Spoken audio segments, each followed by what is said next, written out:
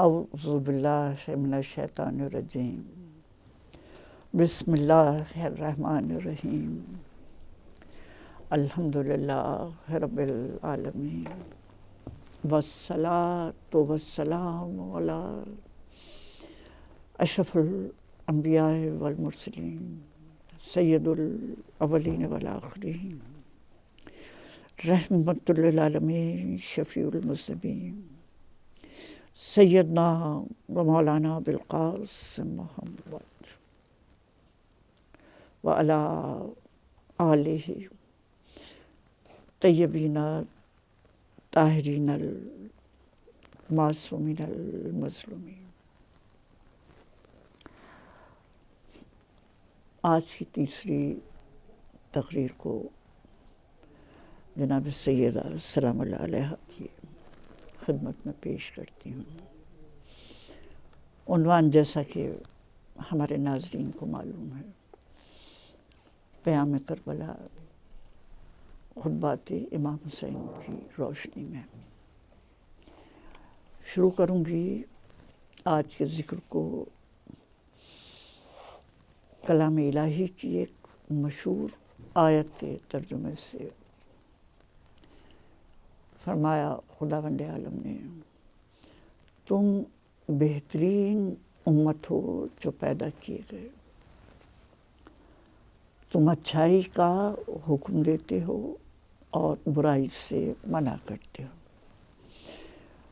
یعنی امر بالمعروف اور نہی عن المنکر کرتے ہو۔ اس آیت میں خداوند عالم ہمیں یہ بتا رہا ہے کہ دیکھو بہترین امت کا معیار کیا ہوتا ہے۔ بہترین قوم کا معیار یہ نہیں کہ تم کتنے علاقے پہ غلبہ حاصل کر لو، کتنی فتوحات کر لو، کتنی طاقت جمع کر لو، کتنی دولت جمع کر لو، یا آج کل کے زمانے میں کتنے ایٹم بم بنا لو، کتنے لوگوں کو تباہ کرنے کے حربے تمہارے پاس موجود ہیں۔ نہیں، انسانی معاشرے کو انسانی قدروں پر ہی ناپنا چاہیے، انسانی ویلیوز پر ہی ناپنا چاہیے، اور وہ یہ ہیں کہ دیکھو اچھائی کو رائج کرو، اچھائی کا حکم دو، برائی سے منع کرو۔ یعنی ہر معاشرے میں کچھ باتیں اچھی سمجھی جاتی ہیں، کچھ باتیں بری سمجھی جاتی ہیں، تو ہمیں یہ بتایا جا رہا ہے کہ ان باتوں کو اچھا سمجھو جو اللہ اچھی سمجھتا ہے، اور ان باتوں کو برا سمجھو جو خدا نے جن سے منع کیا ہے۔ اچھائی اور برائی کی تمیز ہونی چاہیے، قدروں کا احساس ہونا چاہیے، انسانیت کا احترام ہونا چاہیے۔ یہ جو ہیں یہ ایک انسانی معاشرے کی یا کسی قوم کی خوبیاں ہیں۔ وہ قوم کسی چھوٹے سے علاقے میں بستی ہو، انتہائی سادہ زندگی گزارتی ہو، لیکن اگر وہاں اچھائی اور برائی کی تمیز ہے لوگوں میں، تو یقیناً وہ بہترین قوم ہے۔ اچھا، اب ہم یہاں تک پہنچے تھے کہ جناب امام عالی مقام سے جس وقت امیر مدینہ نے بیعت کا مطالبہ کیا تو آپ انکار کرتے ہیں، اور ان چند الفاظ میں پورا فلسفہ آپ کے قیام کا سمٹ آیا ہے کہ آپ اپنی حیثیت کو سمجھتے ہوئے، اپنی ذمہ داری کو سمجھتے ہوئے، جو بحیثیت اولو الامر کے آپ پر عائد ہوتی ہے، جو اللہ اور اس کے رسول کے نمائندے کے طور پر آپ پہ عائد ہوتی ہے، آپ ظاہر دنیا کو ایک اصول دے رہے ہیں، دیکھو ظالموں کے ساتھ تعاون مت کرنا، نہ ظلم کرو اور نہ ظلم سے کمپرومائز کرو اور نہ ظلم سہو۔ بہت بڑا آفاقی اصول ہے۔ اب ہم دیکھیں کہ کیا امام عالی مقام کا وہ انکار بیعت کافی تھا؟ یعنی کیا اس کے بعد آپ گھر پہ آ کے بیٹھ جاتے؟ انکار بیعت تو کر ہی دیا تھا آپ نے، لیکن نہیں، آپ نے مدینہ مجبوراً چھوڑا، مکہ چھوڑا۔ اچھا، اب مدینہ سے مکہ آنے میں اور مکہ چھوڑنے سے یوں لگتا ہے کہ امام عالی مقام اپنی جان کی حفاظت فرما رہے ہیں، یقیناً جان کی حفاظت فرما رہے ہیں۔ پھر دوسری طرف لوگ کہتے ہیں دیکھیے گمنام راستوں سے چلیے، ان راستوں میں بڑے خطرات ہیں آپ کے لیے، لیکن آپ فرماتے نہیں، میں شاہراہ عام سے چلوں گا۔ اب قابل غور بات ہے کہ امام جب شہادت دینے کے لیے آمادہ ہیں، ویسے عام لوگ جب سمجھ رہے ہیں کہ اس سفر کا کیا انجام ہوگا، تو ظاہر امام کی بصیرت تو بہت، یعنی ہر بات کو آئینے کی طرح دیکھ رہی ہے، لیکن آپ کبھی جان کی حفاظت کر رہے ہیں، کبھی شاہراہ عام سے چل رہے ہیں، خطرات کو چیلنج کرتے ہوئے۔ تو اب دیکھیے یہاں یوں سمجھ لیجیے، علامہ اقبال نے جیسا کہا تھا، برطرز اندیشہ سود و زیاں ہے زندگی، ہے کبھی جاں اور کبھی تسلیم جاں ہے زندگی، کہ انسان جب کسی مقصد کے لیے زندہ رہتا ہے تو پھر اس کے لیے اس بات کی کوئی اہمیت نہیں ہوتی کہ وہ کتنے دن زندہ رہا، وہ 25 سال زندہ رہا، وہ 100 سال زندہ رہا، پھر اس کے لیے اس بات کی کوئی اہمیت نہیں رہتی، یعنی زندگی کو روز و شب کے پیمانوں میں نہیں ناپا کرتے اگر اس زندگی کا کوئی مقصد ہے۔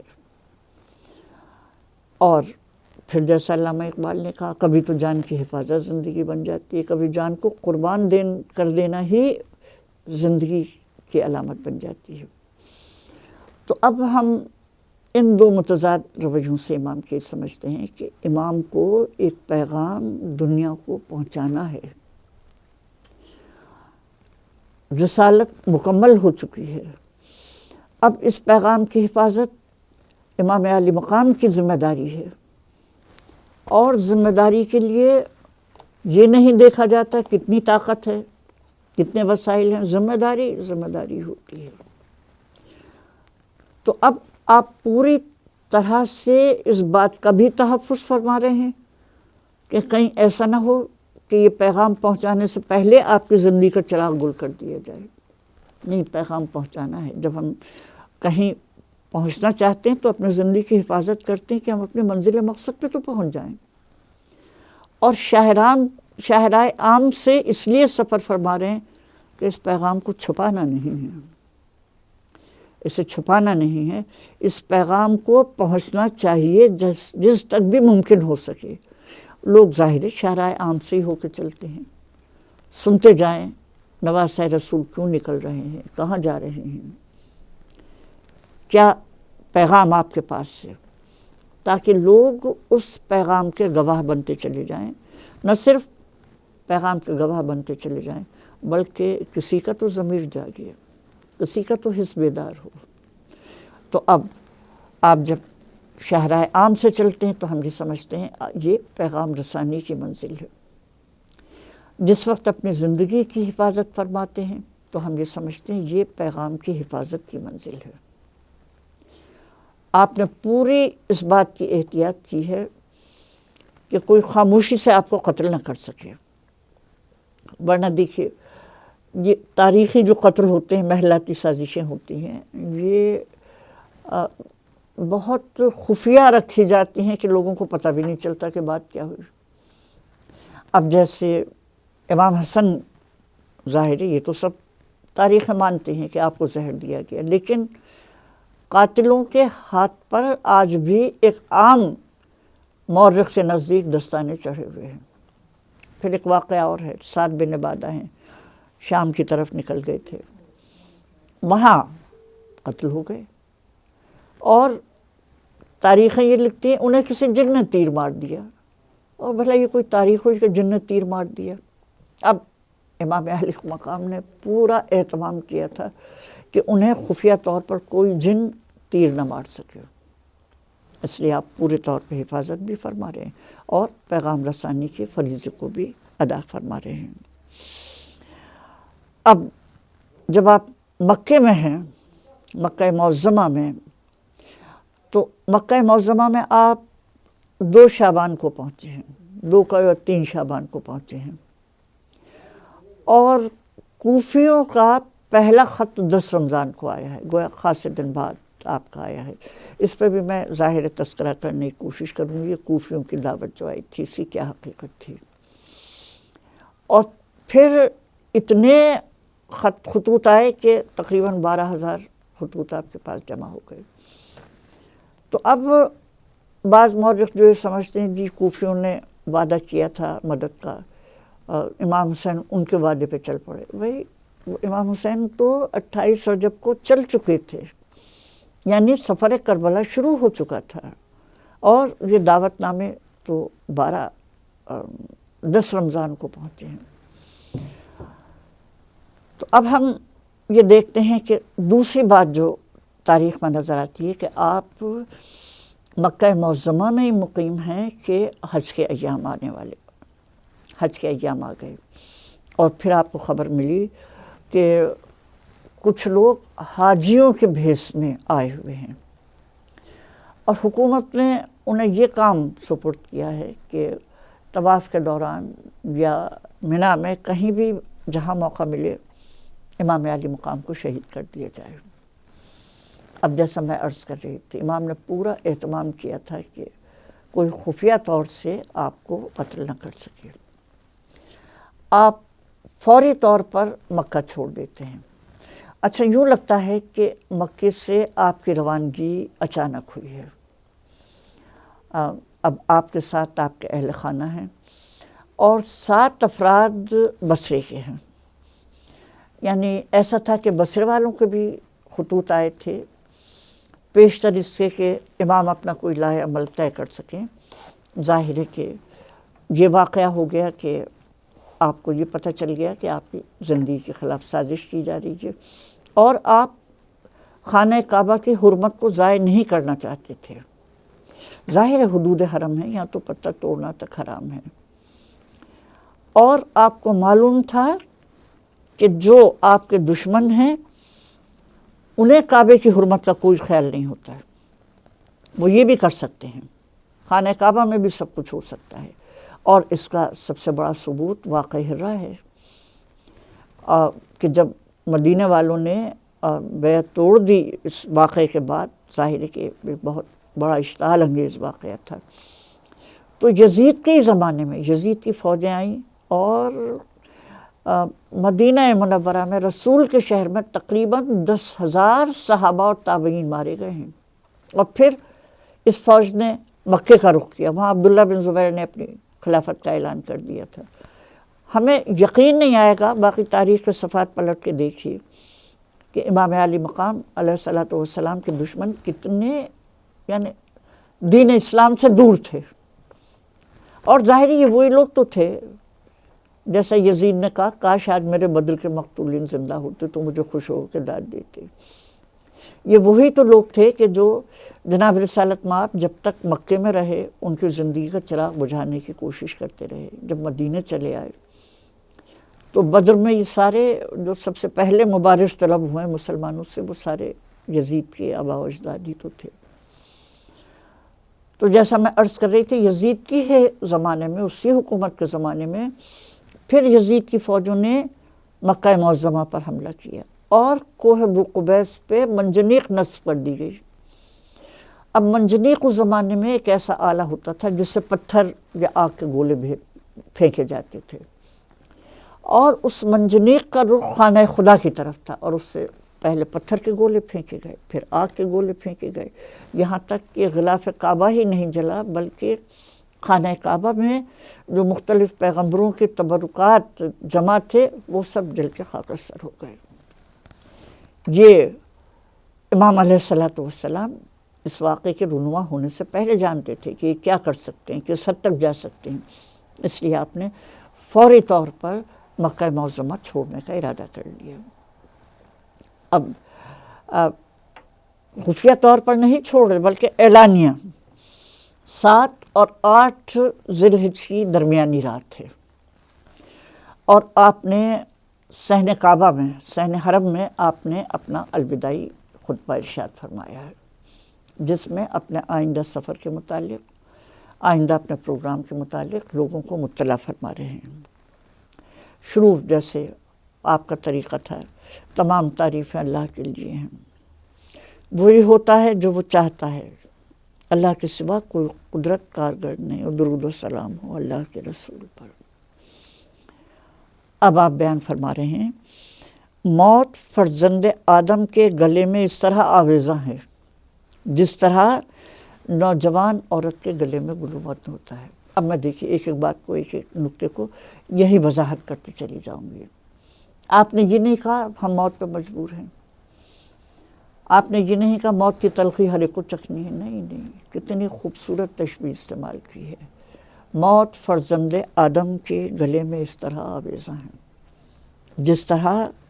نوجوان عورت کے گلے میں گلوبند ہوتا ہے، یعنی جس طرح ایک نوجوان خاتون زیورات پہنتی اپنی آرائش کے لیے، اپنے حسن میں اضافے کے لیے، تو جس طرح گلوبند کسی خاتون کے حسن میں اضافہ کرتا ہے، اسی طرح موت ایسی حکومت، موت ایسی حقیقت ہے جو زندگی کے حسن میں اضافہ کرتی ہے، جو زندگی کے قدر و قیمت میں اضافہ کرتی ہے، اور یقیناً جسے اپنی زندگی کی قیمت معلوم ہو گئی، اس کے لیے موت واقعی اتنی حسین ہے کہ وہ زندگی کی قدر و قیمت میں بے حساب اضافہ کرتی چلی جاتی ہے۔ اب آپ فرماتے ہیں میرے لیے ایک قتل گاہ معین ہو چکی ہے، گویا میری آنکھیں یہ دیکھ رہی ہیں کہ نواویس و کربلا کے درمیان میرے جسم کے ٹکڑے بکھرے پڑے ہوں گے۔ گویا آپ پورے اس بات کی حفاظت کرتے ہیں اور احتیاط کرتے ہیں کہ آپ کے اس اقدام کو کوئی غلط معنی نہ دیے جائیں، سمجھا جائے نواسہ رسول کیوں اقدام کر رہے تھے۔ تو آپ کہتے ہیں مجھے معلوم ہے کیا ہونا ہے، اور پھر اس پہ کتنا یقین ہے آپ کو۔ آپ نے فرمایا گویا میری آنکھیں دیکھ رہی ہیں، یعنی جس طرح کچھ آنکھوں دیکھی چیز کا یقین ہوتا ہے، اسی طرح مولا کو اس بات کا یقین ہے، اس قتل گاہ کو دیکھ رہے ہیں جہاں آپ کے جوڑوں بند جدا جدا ہو چکے ہیں۔ اب پھر اس پر آپ کا کیا رد عمل ہے؟ اب آپ اپنا رد عمل بتاتے ہیں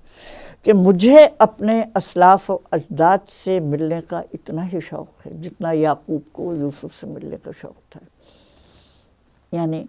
میں اس منزل شہادت کی طرف بجبر و اکراہ نہیں جا رہا، زبردستی نہیں جا رہا، بلکہ اشتیاق کے ساتھ، اور اشتیاق بھی کیسا، اس کے لیے آپ نے تشبیہ کیا استعمال کی، جیسا یعقوب کو یوسف سے ملنے کا شوق تھا۔ ہم اندازہ کر سکتے ہیں کہ ایک بوڑھے باپ کو ایک گمشدہ جوان بیٹے کے ملنے کا کتنا اشتیاق ہوگا، کہ روتے روتے آنکھیں سفید ہو گئی تھیں، یہ اشتیاق کا عالم تھا۔ تو آپ فرما رہے ہیں میں اسی شوق کے ساتھ، میں اسی شدت کے ساتھ، شدت جذبات کے ساتھ اپنے اس قتل گاہ کی طرف سفر کر رہا ہوں، اور مجھے یہ محسوس ہوتا ہے کہ یہ قتل گاہ دراصل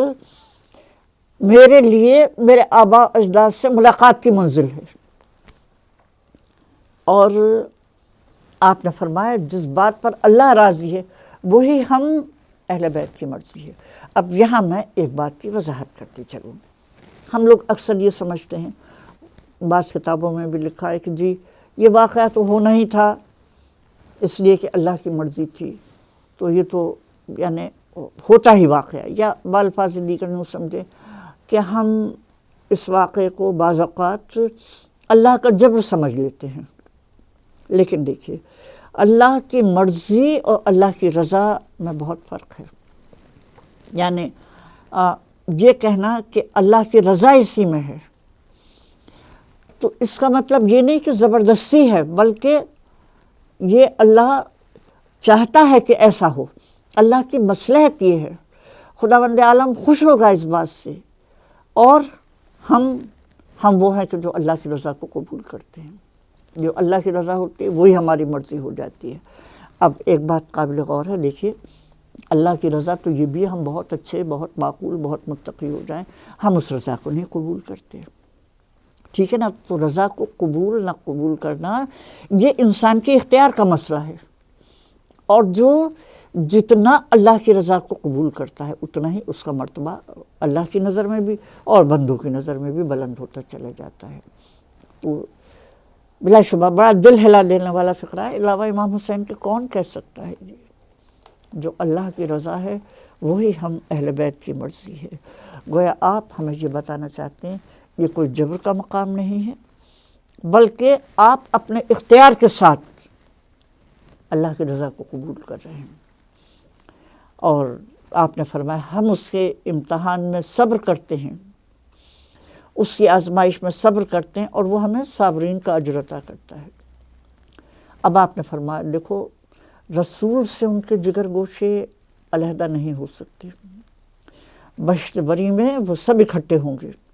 اور حضرت کی آنکھیں انہیں دیکھ کر خوش ہو رہی ہوں گی. اب امام عالی مقام اب اپنی روانگی کی اطلاع دے رہے ہیں، لوگوں کو اپنے ساتھ آنے کی دعوت دے رہے ہیں. اب دیکھیے جیسے ہم نے اس ذکر کے شروع میں کہا تھا کہ اللہ اور اس کے رسول کی دعوت زندگی کی دعوت ہوتی ہے، اور رسول نے فرمایا کہ حسین مجھ سے اور میں حسین سے ہوں. گویا حسین کی دعوت رسول کی دعوت ہے، اللہ کی دعوت ہے، اور اللہ کی دعوت، اللہ اس کے رسول کی دعوت زندگی کی طرف ہوتی ہے. لیکن آپ کیا فرما رہے ہیں؟ جو بھی اللہ کی رضا کی خاطر شہادت کی موت مرنا چاہتا ہے وہ ہمارے ساتھ آئے، میں کل صبح روانہ ہو جاؤں گا. یعنی ہم اسے کیا کہیں؟ لوگ سمجھتے ہوں گے کہ قتل گاہ کی طرف بلا رہے ہیں، موت کی طرف بلا رہے ہیں، لیکن یہ شہادت کا منصب وہ ہے کہ جہاں خداوند عالم اس عارضی زندگی کو حیات جاویدہ سے بدل لیتا ہے. ویسے کلام پاک میں بھی ہم پڑھتے ہیں کہ جو اللہ کی راہ میں قتل ہوئے انہیں مردہ مت کہو، وہ زندہ ہیں، تم ان کی زندگی کا شعور نہیں رکھتے. تو اس قافلے کو دیکھ کر شاید لوگوں نے سوچا یہ موت کی طرف جانے والے ہیں، لیکن نہیں، موت سے زندگی کی طرف جانے والوں کا قافلہ ہے. یہ مولا بتا رہے ہیں زندگی، دیکھو زندگی کی یہ معنی ہیں، زندگی کی طرف سفر اس طرح سے کیا جاتا ہے. اب جب ایک دم لوگوں میں یہ خبر پھیلی کہ آپ سفر کا ارادہ فرما رہے ہیں، تو اب آپ کے اعزاء میں سے بھی ظاہر ہے حج کا موقع ہے، آئے ہوئے ہیں، آپ کے دوستوں میں سے بھی آئے ہوئے ہیں، اور دنیا اسلام کی بے شمار شخصیات موجود ہیں. اب عزیز و اقربا اور آپ کے دوستوں میں ایک خلبلی مچ جاتی ہے، یہ کیا، کدھر جا رہے ہیں، یہ کتنے خطرات پھیلے ہوئے ہیں. سبھی دیکھ رہے تھے. تو اب عبداللہ ابن عباس صاحب کے پاس آتے ہیں، چچا زاد بھائی ہیں، اور اب بے قراری سے کہتے ہیں آپ کے فراق میں کتنا ہی صبر کروں لیکن برداشت نہیں ہوتا، کیونکہ مجھے ڈر ہے کہ اس سفر میں آپ قتل ہو جائیں گے اور آپ کے اہل و عیال قیدی بنا لیے جائیں گے. امام کو تو معلوم تھا. پھر اب مختلف مشورے دیے جا رہے ہیں. اب دیکھیں مشوروں میں یہ کہیں نہیں آتا بیعت کر لیجیے. یہ اس بدبخت مروان نے مشورہ دیا تھا حاکم مدینہ کی بیعت کا مطالبہ کرنے کے بعد کہ حسین یزید کی بیعت کیوں نہیں کر لیتے، اور آپ نے جواب دیا تھا اگر امت کی فلاح یزید کی بیعت میں ہے تو اسلام کو رخصت کر دینا چاہیے، نہیں اسلام ختم ہو جائے گا. اب وہ کہہ رہے ہیں کہ مجھے ڈر ہے کہ اس سفر میں آپ مارے جائیں گے اور آپ کے اہل و عیال قیدی بنا لیے جائیں گے. اب یہ کوئی نہیں کہہ رہا کہ آپ بیعت کر لیجئے، بلکہ اب لوگ وہ تجاویز دے رہے ہیں کہ آپ انکار بیعت کے باوجود جہاں محفوظ رہ سکیں، آپ بھی محفوظ رہ سکیں، آپ کے اہل و عیال بھی محفوظ رہ سکیں. تو پھر ابن عباس نے مکے میں قیام کا مشورہ دیا کہ مکہ دارالامن ہے. ظاہر ہے کسی کو کیا پتہ تھا کیا سازشیں اس حج کے پیچھے پردوں میں پھیلی ہوئی ہیں. پھر اب ابن عباس کہہ رہے ہیں کہ کوفے والوں سے کہیے یزید کے گورنر کو نکال دیں، یزید کے گورنر کو نکال باہر کریں اور پھر آپ کو بلا لیں. پھر جب وہ یزید کے گورنر کو باہر نکال دیں، حکومت پہ قبضہ کر لیں، تب آپ کو بلائیں۔ ابن عباس بڑے پریکٹیکل مشورے دیا کرتے تھے۔ امام اس پر بھی ظاہر حامی نہیں بھرتے، تو پھر اب یہ مشورہ دیں، اچھا تو یمن کی طرف چلے جائیے، یمن کی طرف چلے جائیے، وہاں آپ کے والد بزرگوار کے بہت عقیدت مند ہیں، پھر وہاں کا جغرافیہ ایسا ہے کہ وہاں کوئی آپ تک نہیں پہنچ سکے گا، اور پھر وہاں کے لوگ بھی ظاہر ہے آپ کی حفاظت کرنے والے ہیں۔ لیکن امام اس تجویز کو بھی قبول نہیں کرتے۔ اچھا، یمن جانے کا مشورہ محمد حنفیہ نے بھی دیا تھا، اور لوگ بھی مشورہ دے رہے ہیں۔ کوفے کے لوگوں کو آپ جانتے ہیں، کوفے کے لوگوں کو آپ جانتے ہیں، انہوں نے آپ کے والد گرامی سے وفا نہیں کی، اور ظاہر ہے ہم نہج البلاغہ میں جو خطبہ نمبر 25 خطبہ نمبر 27 دیکھتے ہیں، جس میں آپ اپنے ساتھیوں کی، جن میں زیادہ تر کوفے تھے، ان کی شکایت فرما رہے ہیں کہ تم مرکز حق سے پراگندہ اور تمہارے دشمن مرکز باطل پہ متفق، تم امام برحق کے خلاف شورشیں برپا کرتے ہو، وہ امام باطل کی پیروی کرتے ہیں، تو ظاہر ہے آپ، اور پھر آپ نے فرمایا تم نے میرے دل کو خون سے بھر دیا ہے، زخمی کر دیا ہے۔ اسی طرح امام حسن کے ساتھ بھی جو آپ لشکر بھیجتے تھے وہ ظاہر رشوت لے کر اور امیر شام سے مل جاتا تھا۔ تو اب لوگ اسی ماضی کو دہرا رہے ہیں کہ آپ جانتے ہیں آپ کے والد گرامی کے ساتھ انہوں نے وفا نہیں کی، آپ کے بھائی کے ساتھ وفا نہیں کی، یہ اپنے وعدے سے مکر جانے والے لوگ ہیں، آپ ان کے وعدوں پر بھروسہ نہ کیجیے۔ لیکن جیسا میں نے پہلے بھی عرض کیا تھا، امام کو کسی کے وعدے پہ بھروسہ نہیں تھا، اللہ واللہ کے وعدے کے۔ آپ ظاہر ہے کہ کوفیوں کی مدد کے وعدے پر نہیں نکلے تھے گھر سے، آپ کو ایک ذمہ داری خدا کی طرف سے سپرد کی گئی تھی، اس ذمہ داری کو آپ کو بجا لانا تھا۔ جو ساتھ آتا ہے وہ اپنا ہی بھلا کرے گا، جو ساتھ نہیں آتا وہ خود ہی اپنے آپ کو غارت کرے گا۔ تو اب محمد حنفیہ جو ہیں انہوں نے بھی ظاہر ہے کہ مختلف مشورے دیے، اور پھر ایک مشورہ یہ دیا کہ آپ کسی ایک شہر میں نہ ٹھہریں، کسی شہر میں نہ، ایک شہر میں نہ ٹھہریں، ایک جگہ سے دوسری جگہ منتقل ہوتے رہیں، اور جب ایک جگہ سے دوسری جگہ منتقل ہوتے رہیں گے تو یزید کے نمائندوں کو خبر بھی نہیں ہوگی کہ آپ کا قیام کہاں ہے، اور آپ ایسا کریں کہ آپ ایک جگہ ٹھہر کر اپنے نمائندے دوسرے شہروں کو بھیجتے رہیں بیعت طلب کرنے کے لیے۔ اگر لوگ بیعت طلب کرتے ہیں بڑی اچھی بات ہے، اگر بیعت کر لیتے ہیں آپ کی بڑی اچھی بات ہے، اور بیعت نہیں کرتے تب بھی آپ کا کوئی نقصان نہیں ہوگا۔ اچھا، پھر ایک اور تجویز دی کہ آپ ان شہروں میں نہ جائیں جہاں بنو امیہ کے گورنر ہیں، اس لیے کہ آپ ایسے کسی شہر میں جائیں گے تو کچھ لوگ آپ کے حامی ہوں گے، کچھ لوگ آپ کے مخالف ہوں گے جو حکومت کے حامی ہوں گے، اور پھر اس طرح لوگوں میں خون ریزی ہوگی، اور پھر یہ خطرہ ہے کہ آپ کی جان بھی ظاہر ہے کہ نہ چلی جائے۔ یا پھر کہا کہ ایسا کیجئے کہ شہر و بیابان کا سفر کرتے ہوئے ایک شہر سے دوسرے شہر منتقل ہوتے رہیے، تاکہ یزید کے سپاہی آپ کو لوکیٹ نہ کر سکیں کہ کس وقت آپ کس جگہ ہیں۔ اچھا، اب دیکھیے اتنے مشورے سامنے آ رہے ہیں امام کے، اور یہ تمام مشورے وہ ہیں کہ آپ انکار بیعت کے باوجود آپ جو تھے اپنی زندگی تحفظ کے ساتھ گزار سکتے تھے، یعنی زندگی کے دروازے اب بھی کھلے ہوئے ہیں آپ کے لیے، ایسا نہیں کہ اب کوئی دروازہ زندگی کا کھلا ہوا ہی نہیں، اور آپ ایک طرح سے یہ خدا کا جبر ہے کہ آپ موت کو قبول کر لیں، نہیں، اپنے کسی یمن چلے جائیں، ایک شہر میں رہ کر اپنے نمائندے بھیجیں دوسرے شہروں کو، بنو امیہ کے گورنر جہاں ہیں وہاں نہ جائیں، یا یمن کی طرف چلے جائیں۔ یہ بہت سارے دیے کتنے مشورے ہیں جس میں امام علیہ السلام انکار بیعت کے باوجود بحفاظت اپنی اور اپنے اہل و عیال کی زندگی گزار سکتے تھے، لیکن امام کوئی بھی قبول نہیں کرتے، امام کوئی بھی قبول نہیں کرتے، بلکہ آپ فرماتے ہیں خدا کی رضا یہ ہے، اور میں نے خدا کے رسول کو خواب میں دیکھا کہ آپ فرما رہے ہیں حسین عراق کی طرف روانہ ہو جاؤ۔ اب ظاہر ہے جب بات اللہ کے رسول صلی اللہ علیہ وآلہ وسلم کی ہدایت کیا جائے تو پھر کسی کے لیے کہنے کی کوئی گنجائش باقی نہیں رہتی۔ اب یہاں جو ایک اہم واقعہ ہے، اچھا بعض مورخین نے اسے مکے کا واقعہ لکھا ہے، بعض لوگوں نے اسے مدینے کا واقعہ لکھا ہے کہ مدینے سے روانہ ہوتے وقت یا مکے سے روانہ ہوتے وقت امام علی مقام نے ایک خط اپنے بھائی محمد حنفیہ کو دیا جو مہر بند تھا۔ بہرحال ایک بات مشترک ہے کہ دونوں بھائی ایک ہی جگہ پر ہیں، یا مکے سے روانہ ہو رہے ہیں امام یا مدینے سے روانہ ہو رہے ہیں۔ اور جیسا کہ میں ابھی تذکرہ کر رہی تھی کہ محمد حنفیہ ان خطرات کے پیش نظر اپنی پوری کوشش کرتے ہیں کہ امام عراق کی طرف سفر کا ارادہ بدل لیں، اس لیے کہ اس سارے راستے میں اس سارے اس میں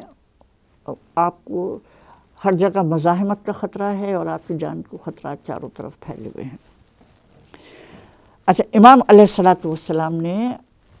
کچھ ظاہر مکالمے ہوئے، کچھ آپ نے ویسے جواب دیے اور ایک خط دیا بھائی کو۔ اب قابل غور بات ہے جب دو بھائی ایک ہی جگہ ہوں پھر خط کے ذریعے گفتگو نہیں ہوتی ہے، ظاہر ہے اپنے براہ راست گفتگو ہوتی ہے۔ پہلا سوال جو ہمارے ذہن میں اٹھتا ہے یہ خط کس کے نام ہے، اس خط کی کیا ضرورت پیش آئی؟ ناظرین کرام، میں تو یہ سمجھتی ہوں کہ یہ خط محمد حنفیہ کے نام نہیں ہے، یہ خط تاریخ کے نام ہے، یہ خط میرے اور آپ کے نام ہے، تاکہ ہم امام علی مقام کے موقف کو صحیح طور پر سمجھ سکیں، امام علی مقام کے پیغام کو سمجھ سکیں۔ تو یہ خط عالم انسانیت کے نام ہے، یہ خط امت مسلمہ کے نام ہے، یہ خط تاریخ کے نام ہے، یہ خط میرے اور آپ کے نام ہے۔ اب ظاہر اس خط کی رہنمائی میں ہم یہ سمجھنے کی کوشش کریں گے کہ آخر ہر صورت میں امام سفر پہ کیوں آمادہ ہیں۔ تو اب آپ فرماتے ہیں یہ خط ہے حسین ابن علی کا اپنے بھائی محمد حنفیہ کے نام۔ حسین گواہی دیتا ہے کہ اللہ برحق ہے، اللہ کے سوا کوئی لائق عبادت نہیں، نہ اس کا کوئی شریک ہے۔ اور حسین مزید گواہی دیتا ہے کہ محمد اس کے بندے اور رسول ہیں، مزید گواہی دیتا ہے کہ قیامت برحق ہے، جنت و دوزخ برحق ہیں، جس دن مرنے والوں کو اٹھایا جائے گا۔ اب دیکھیے یہاں پر ایک دوسرا سوال ذہن میں آتا ہے، آپ اپنے بھائی کو ہی تو خط لکھ رہے ہیں۔ محمد حنفیہ امام علیہ السلام کے بعد مولا علی کے سب سے بڑے فرزند ہیں، بہت قریب ہیں۔ اب کیا وہ نہیں جانتے تھے کہ مولا کے عقائد کیا ہیں؟ انہیں تو پتہ تھا کہ آپ کے کیا عقائد ہیں، پھر بھائی کو لکھنے کی کیا ضرورت ہے؟ تو جیسا میں عرض کر رہی تھی کہ یہ دراصل تاریخ کے نام ایک مستند ڈاکومنٹ ہے، اور امام علی مقام اس لیے سب سے پہلے اپنے عقائد کا ذکر کر رہے ہیں کہ آپ جانتے ہیں کہ آنے والے زمانوں میں آپ کے قیام کو کیا کیا معنی پہنائے جائیں گے، جبکہ اسی وقت چاروں طرف یہ پروپیگنڈا ہو رہا تھا، نعوذ باللہ خاکم بدہن، کہ خارجی نے سلطنت اسلامیہ کے خلاف، یہ اسلامی حکومت کے خلاف خروج کیا ہے اور اس کے خلاف فوجیں لڑنے کے لیے جا رہی ہیں۔ اور اسی وقت کیا 20 سال سے جب سے ملوکیت کا دور شروع ہوا تھا، بلکہ اس سے بھی پہلے سے جناب امیر المومنین خلیفہ ہی تھے کہ دمشق کے ممبروں سے یہ اعلان ہو رہا تھا کہ نعوذ باللہ علی اور اولاد علی اسلام سے باہر ہو گئے ہیں، علی اور اولاد علی دین سے باہر ہو گئے ہیں، یہاں تک کہ جب جناب امیر کی شہادت کی خبر دمشق پہنچی ہے، اس کے ساتھ کہ علی مسجد میں شہید کر دیے گئے۔ تو بعض لوگوں نے حیرت سے پوچھا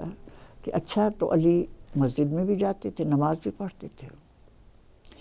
اور جناب امیر پر تبرے کو باقاعدہ نماز کا جز سمجھا جاتا تھا۔ ایسے حالات میں جب آپ ایک دستاویز دے رہے ہیں، ایک ڈاکومنٹ دے رہے ہیں تاریخ کو، تو ظاہر ہے آپ کے لیے ضروری تھا کہ آپ بتائیں کہ آپ کا اقدام اسلام اور محض اسلام ہے، اللہ کی توحید ہے، نبوت کی گواہی ہے، آپ قیامت کی گواہی ہے۔ آپ اس لیے تشریف لے جا رہے ہیں کہ آپ ان پیغامات کو زندہ کریں، ان کی معنویت بتائیں۔ اور پھر آپ نے بتایا، اے بھائی اس عمل سے میرا مقصد نہ خود پسندی ہے، نہ کسی خوشائند مستقبل کی امید، نہ فتنہ و فساد۔ اب دیکھیے مولا مختلف غلط فہمییں رفع کرنے کا انتظام فرما رہے ہیں۔ اب جیسا کہ اکثر جنگوں کا مقصد تخت حکومت کا حصول ہوتا ہے یا اور ذاتی حصول ہوتے ہیں، تو آپ جانتے تھے کہ آپ کے اس اقدام کو مختلف معنی پہنانے کی کوشش ہوگی۔ کہیں سے یہ ثابت کرنے کی کوشش ہوگی کہ نواسہ رسول تھے، ابو سفیان کے پوتے کی خلافت کو تسلیم کرنا ان کی انا کے خلاف تھا، اس لیے غیرت کا تقاضا یہ تھا کہ اس کے خلاف ظاہر ہو، انا کا تقاضا یہ تھا کہ اس کے خلاف تلوار لے کر کھڑے ہو جائیں۔ کہیں یہ ہوگا کہ یہ تو حکومت حاصل کرنا چاہتے تھے، حکومت حاصل کرنا چاہتے تھے، دولت حاصل کرنا چاہتے تھے، خلیفہ بننا چاہتے تھے۔ کہیں یہ ہوگا کہ یہ ظاہر ہے کہ اپنے دشمن کے علاقوں میں بس فتنہ و فساد چاہتے تھے کہ یہ ایک اسٹیبل گورنمنٹ نہ ہو سکے، فتنہ و فساد ہوتا رہے۔ آپ ان تینوں باتوں کی تردید کرتے ہیں کہ اے بھائی اس عمل سے میرا مقصد نہ خود پسندی ہے، کوئی انا کا مسئلہ نہیں ہے، نہ کسی خوشائند مستقبل کی امید ہے، کوئی خلافت کی امید کا سوال ہی نہیں پیدا ہوتا، اور نہ فتنہ و فساد برپا کرنا ہے۔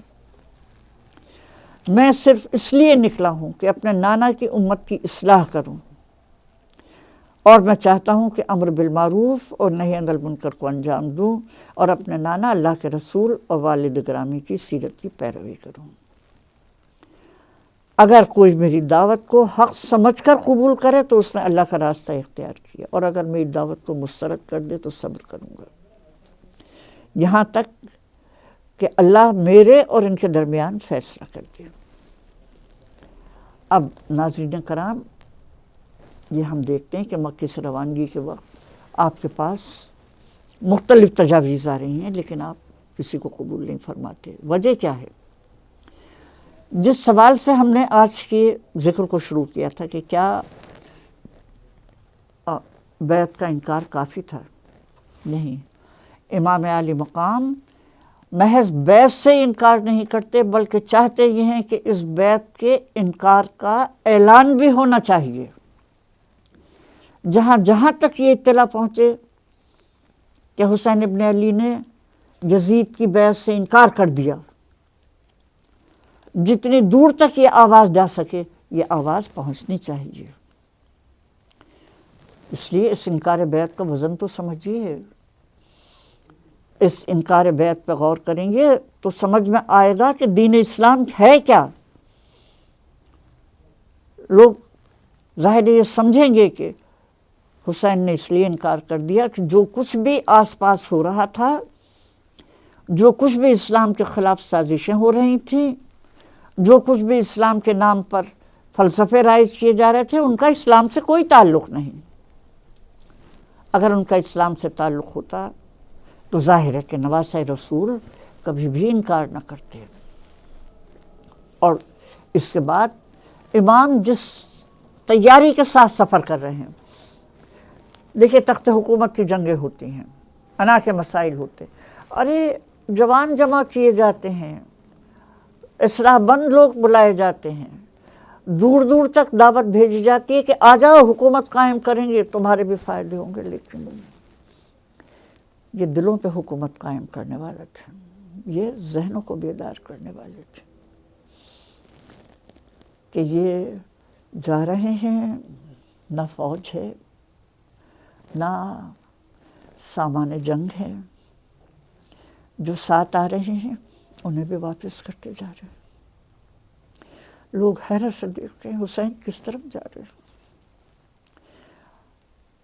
کہ چھوٹے چھوٹے بچوں کی مسکراہٹیں نظر آ رہی ہیں۔ کیا سامان لے کر جا رہے ہیں؟ چھوٹے بچوں کے جھولے اٹھا کے۔ مولا کیسی فوج تھی، کیسا سامان تھا جو لوگوں کے قلوب کو فتح کرتا چلا گیا۔ آپ کی مظلومیت کا زخم ہر دل پر گہرا سے گہرا ہوتا چلا جاتا ہے اس شعور کے ساتھ، اور یہی زخم تو ہے جو دین اسلام کی روشنی ہے۔